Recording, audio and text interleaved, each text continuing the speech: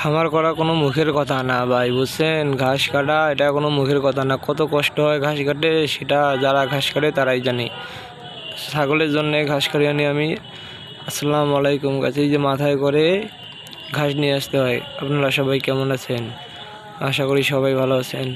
ভাই সারাদিন ঘাস কাটার পরও কোনো কষ্ট হয় না, যখন এই যে একটা ডাক দিলেই সব ছাগল চলে আসে। ভাই ভাই চলে আসলো, লালুবাবু এবং কালুবাবু। আমার এই ছাগলের জন্য সবাই মাশাআল্লাহ বলবেন, সবাই দোয়া করবেন আমি যেন এভাবেই খামার আগায় নিয়ে যেতে পারি। আপনারা সবাই পাশে থাকবেন, আমার এটাই কামনা করি। আমার এই ছাগলগুলোতে ঘাস পেলে যে খুশিটা হয় কে এইভাবে বোঝাবো।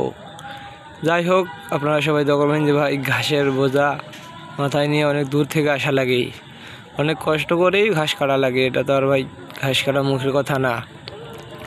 যাই হোক, সারাদিন কষ্ট করে ঘাস কাটলেও মনে করেন যে মন শান্তি হয়ে যায়। ছাগলগুলা যখন একটা ডাক দিলেই বোঝে যে আমার জন্য ঘাস দিয়েছে, অনেক খুশি হয়ে যায়। ওদের খুশি মানেই নিজের খুশি। খামারি হওয়া তো ভাই কোনো মুখের কথা না। এই যে দেখেন ভাই, এখন মনে করেন যে ঘাস পেলে এরা কতটা খুশি হয়ে যায়।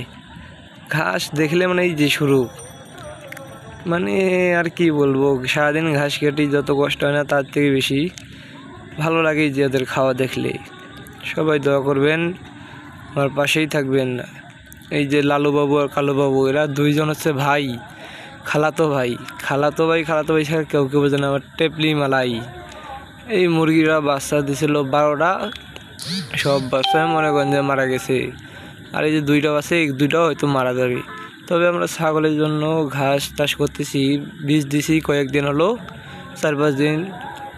মাশাআল্লাহ আমাদের কলা বাগানে অনেক সুন্দর কলা ধরেছে। এই যে মুরগি, এর ইতিহাস, আর মা ডিম পাড়তেছে, আরও ভাই বোনকে নিয়ে ঘুরে বেড়াচ্ছে, বড় করতেছে। আপনারা সবাই দোয়া করবেন আমার জন্য, আমি যেন এভাবেই খামার আগায় নিয়ে যেতে পারি। এই যে একটু খেলা করতে, মানে একটু দেখি, সব থেকে ভালো লাগে এই ছাগলটা আমার, অনেক সুন্দর।